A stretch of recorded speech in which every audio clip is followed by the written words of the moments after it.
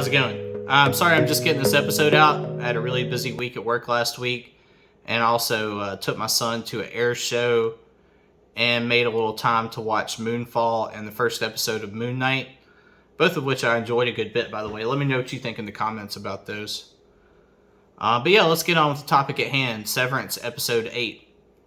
It opens with Irving's Audi, and he's sitting on a bench reading his latest hard copy of the Lexington letter. Then he heads back to his apartment, which is a lot different than what Mark and Harmony live in.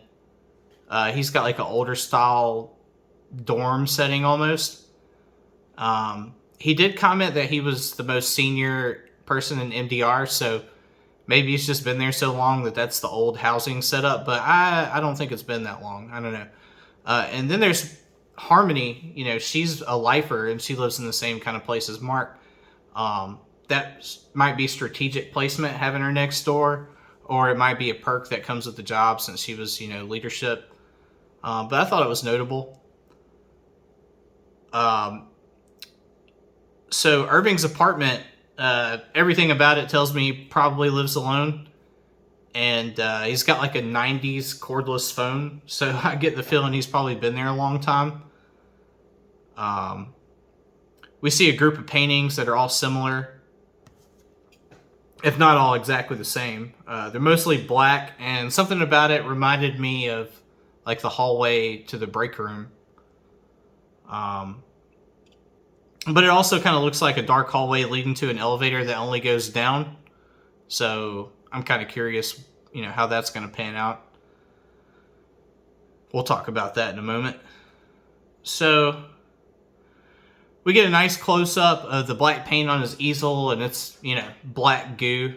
Of course, they like to tease us with that. I don't know, maybe that's the source of it for Irving, but it's hard to say. And then he kind of gets to work on his next Bob Ross masterpiece while they're blasting Ace of Spades by Motorhead. And then we head back to the office of Mark S. and the other Ennies. Helly's about to wrap up the next file and get herself a waffle party. Meanwhile, everybody kind of just waits around nervously, hoping she could pull it off. And this includes Mr. Milchick and Harmony, who are intently focusing on what she's got going on, watching her progress. Harmony's convinced she'll do it, so she says, let's go ahead and set, you know, Mark up for another wellness session. And one last time. Mr. Milchick says, really? So I'm wondering where's she going after this. Harmony gives Mr. Milchick some reassurance and a little emotional pat on the back, but she doesn't really explain anything. So next we check in with Helly, and we see she's completed the file, and she's rewarded with a really creepy cartoon that ends with Mr. Egan saying that he loves her and then flying away like Superman. Mark gets invited to Harmony's office, where she's acting a lot more like Harmony than Miss Goebel. And apparently the department head gets to pick who gets to enjoy the waffle party, and he nominates Dylan rather than himself, which is probably a good mood. Dylan is really hard, dedicated worker, and he seems like the kind that would get jealous. So for the sake of camaraderie, that's probably a good move. Then she tells him to go visit wellness and tries to express her gratitude, claiming that Lumon needed this. And of course, we're all wondering, like, what is this? Like, what are you guys doing down there? Mark heads to wellness to shine a little light on what's going on. Apparently, she's getting replaced and retiring. So the Miss Casey that we know is about to be gone for good. And where is her Audi? How have they kept her from Mark? Then we get a few hints. Mark, while insisting on finding a way to save her job, gets a little insight from her, and she suggests she has kind of a special connection to Mark. She says her life's only been 107 hours long, and most of it's been those half-hour sessions. She talks about her favorite time was the 8 hours that she spent with him watching Helly, and it was the longest that she had been awake. This suggests that they keep her available as her services are needed, and the rest of the time, I guess they send her back. And this gives me the impression that her Audi might either be implicit in what's going on and had something to do with her disappearance, or she's imprisoned by the company. The ethical questions there are pretty interesting, and I'm kind of wondering what she might have done to find herself in that position. It's suggested that Mark didn't begin working there until she died, so I'm wondering if they sought him out after whatever transpired with her. Mark points out that they are people, not parts of people, and insists on trying to help while Harmony watches. That's an interesting point.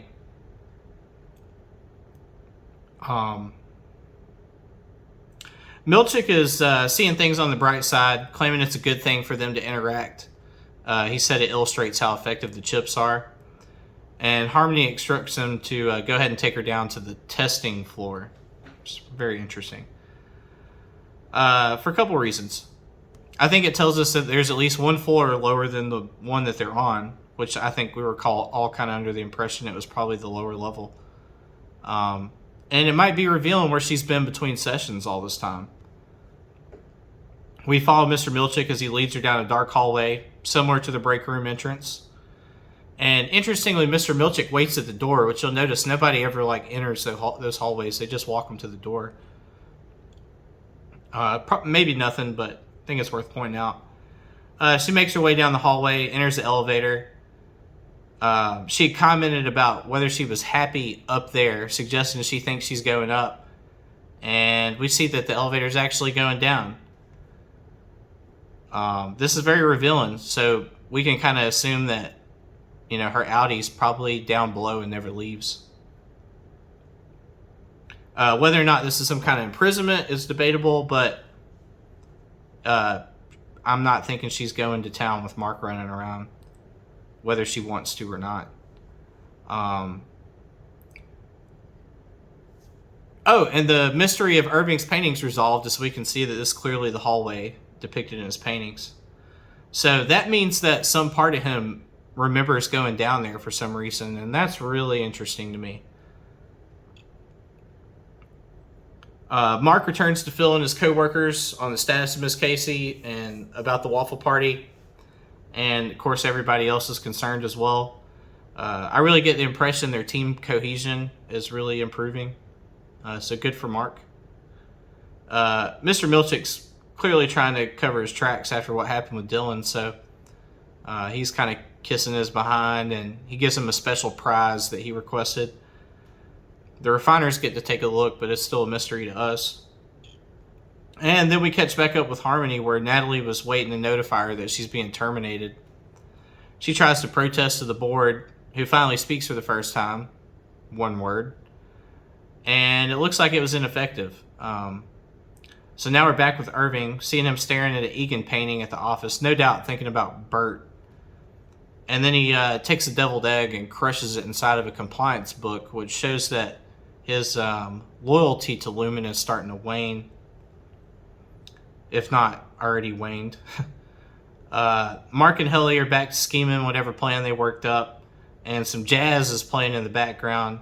And I'm kind of wondering, what's the selection title for that one?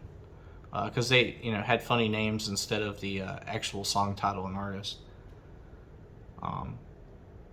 And I was this isn't in the outline, but I was thinking about this last night.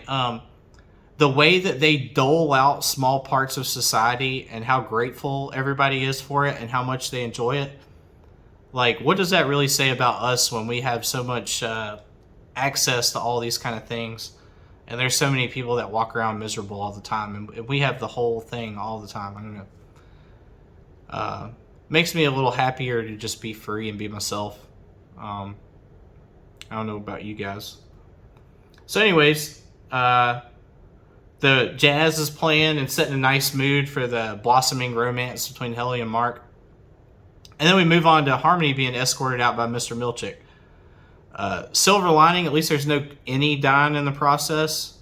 She can just leave. And it's kind of interesting that she takes the stairwell rather than the elevator. I have a feeling it's a long stairwell, maybe not. And I wonder if it has something to do with her carrying all that paperwork and stuff and the code detectors going crazy. You'd think they could just disable it. Maybe it's just them disrespecting her, making her do the walk. I don't know, but I thought it was notable. So the gang's back to work out the kinks in the plan, which basically entails activating the innies by leaving somebody behind, which in this case will be Dylan. And then they depart one by one in a sequence that made me think of Avengers Endgame. And then Mark S. and Helly take a stop at first base on their way up. Good for them. Then we see Lumon rolling out some blue carpet for some visitors, I'm imagining. And I think that'll probably be significant in the next couple episodes, like who's coming. Is the board visiting? And we finally get to see this famous waffle party. And apparently you're lucky enough to enjoy that meal in the relaxing atmosphere of the Egan house, which I find is kind of like Beverly Hillbillies meets the Addams Family. Weird vibe going on in that place. Harmony's having a breakdown over losing her job. With her past, I'm sure that's a big hit, and she seems to be blaming Natalie. I mean, she needs to accept responsibility if she's in that kind of leadership position, but okay. Dylan's wrapping up his waffles and finds a message under his food to go to the founder's bed.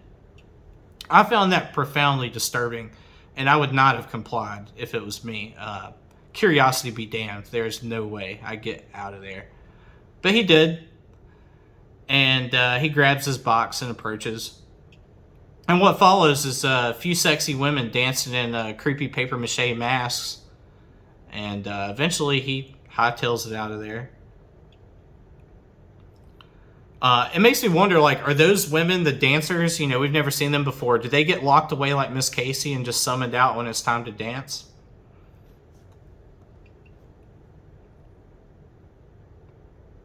Those scenes are eventually cut with shots of Harmony destroying her Egan sanctuary and tearing her house apart like an angry teenager. And she's eventually just crying on the floor until Mark shows up, because apparently they made plans to go to some party with everybody's favorite weird philosopher. And he's as awkward as ever. He's giving Mark a hard time about not bringing his copy of the book so he can follow along, and trying to do the math if it made sense for him to go home and get his copy and stuff. It's, I mean, typical, I guess, but still weird. Mark makes a comment to Harmony about how work is just work, and then that's a hell of a concept for her, considering, you know, it's been life for her. And we finally get to see what's in Dylan's box. It's this whole little MDR family, you know, without mom and dad, Mr. Milchick and Miss Goebel. I thought that was pretty cool. A little bit more signs of unity. And next, Dylan's trying to find everybody among all the severed, and he's navigating through it in the same way that they navigate the numbers, which kind of makes me wonder, like, do these numbers represent people? And if so, what happens when they get put in the box and stuff? Maybe this is how they select people to be severed or something. I don't know. Mark tells Harmony he's thinking about leaving Lumon, and if he doesn't wrap it up soon, any Mark's going to be really confused when he wakes up and he's standing there staring at Harmony. And he probably doesn't even know she got fired yet.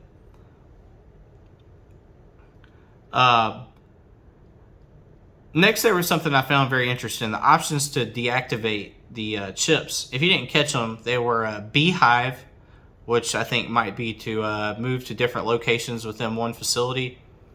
Branch transfer, you know, I think that would be transferring somebody to another facility. Clean slate, maybe suggesting somebody leaves with no restrictions. And then there are several that really aren't obvious. Elevant, freeze frame, which I don't know, maybe a way to temporarily disable somebody. Glasgow goldfish, maybe has something to do with memory, like it resetting at a predefined time or something. Lullaby, I'm guessing, is like a less intrusive way to put somebody down temporarily. Open house is really interesting. I can't even imagine what that would be. And then overtime protocol, which we witnessed at Dylan's house previously. Then we stopped with Harmony warning Mark to get away from Lumon. and it rolls credits just in time for the overtime protocol to take place. I think that was a pretty good episode. I don't know how many episodes are going to be in the season, but I feel like they are heading towards a pretty nice finale.